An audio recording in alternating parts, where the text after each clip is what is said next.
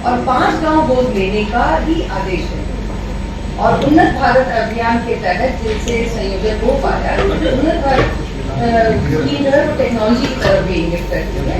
तो ये चयन पहले से हुआ है और हमारी पहुंच आसान हो, जहां हमारे महाविद्यालय हैं, जहां हमारे डिग्री कॉलेज हैं, जहां यूनिवर्सिटी का थोड़ा सा इन्हीं पे भी अधिकार है, हम ऐसे क्षेत्र का चुनाव करते हैं जिससे कि हम उसे आगे तक ले जा सकें।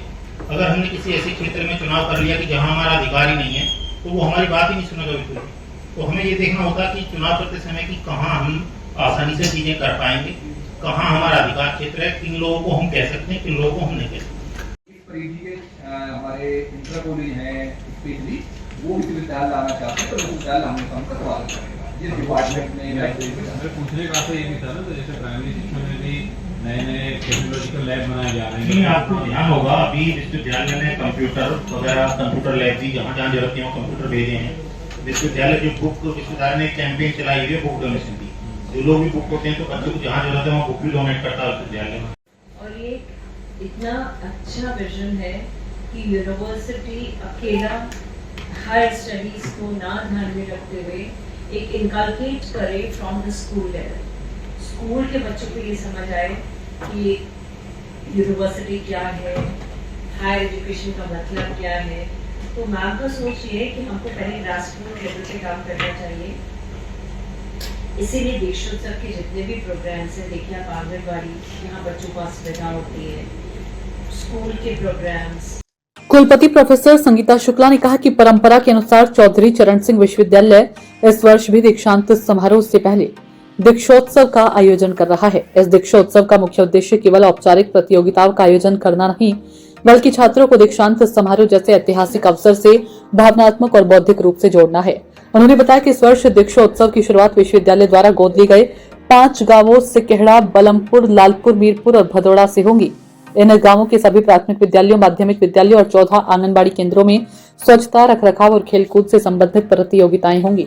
प्रतियोगिताओं को आयु और कक्षा स्तर के आधार पर 4 समूहों में बांटा जाएगा। कक्षा 3 से 5, कक्षा 6 से 8, कक्षा 9 से 10 और कक्षा 11 से 12। इन समूहों में कहानी सुनाना, भाषण और चित्रकला प्रतियोगिताएं आयोजित की जाएंगी। सभी प्रतियोगिता से उनके भाषण लिखवाए जाएंगे, जिन्हें एक पुस्तिका के रूप में संकलित कर माननीय कुलाधिपति को प्रस्तुत किया जाएगा। ये पुस्तिका न केवल छात्रों के विचारों और दृष्टिकोण का दस्तावेज होगी, बल्कि आने वाली पीढ़ियों के लिए प्रेरणा का स्रोत भी बनेगी। उन्होंने आगे बताया कि ये पहल केवल ग्रामीण क्षेत्रों तक सीमित नहीं, बल्कि इसे विश्वविद्यालय परिसर और उससे संबद्ध कॉलेजों तक भी विस्तारित किया जाएगा। यहाँ पर भाषण, निबंध लेखन और कविता लेखन जैसी प्रतियोगिताएं होंगी। साथ ही कबड्डी और खो खो जैसे पारंपरिक भारतीय खेल भी आयोजित किए जाएंगे। इसके अलावा नृत्य, गायन, भाषण और एक विशेष महिला संगोष्ठी भी आयोजित की जाएगी। कुलपति ने बताया कि इन प्रतियोगिताओं के विजेताओं को 18 सितंबर को सम्मानित किया जाएगा तथा 22 सितंबर को आयोजित होने वाले दीक्षांत समारोह में माननीय कुलाधिपति के द्वारा उन्हें पुरस्कार प्रदान किए जाएंगे।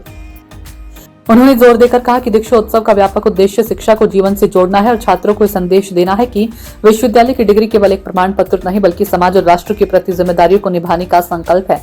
इस दीक्षोत्सव की प्रभारी प्रोफेसर नीलू जैन गुप्ता, अध्यक्ष साहित्यिक एवं सांस्कृतिक परिषद और संयोजक प्रोफेसर के शर्मा अपनी टीम के साथ, जिसमें 8 प्राध्यापक, 8 सहायक प्राध्यापक और 2 अन्य सहयोगी टीमें शामिल है, इसकी सफलता सुनिश्चित करने के लिए सक्रिय रूप से कार्य कर रहे हैं।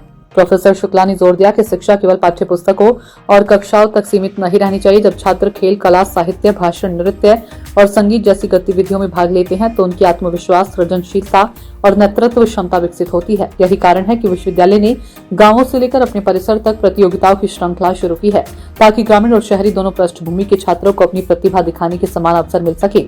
उन्होंने ये भी कहा कि ऐसी पहले छात्रों में सामाजिक जिम्मेदारी की भावना पैदा करती है। स्वच्छता प्रतियोगिताएं और आंगनबाड़ी केंद्रों की भागीदारी बच्चों को समाज और पर्यावरण के प्रति अधिक जागरूक बनाएगी। इस तरह कहानी, भाषण और निबंध लेखन उनकी अभिव्यक्ति की शक्ति को व्यापक बनाएगा। Bureau report, Meerut.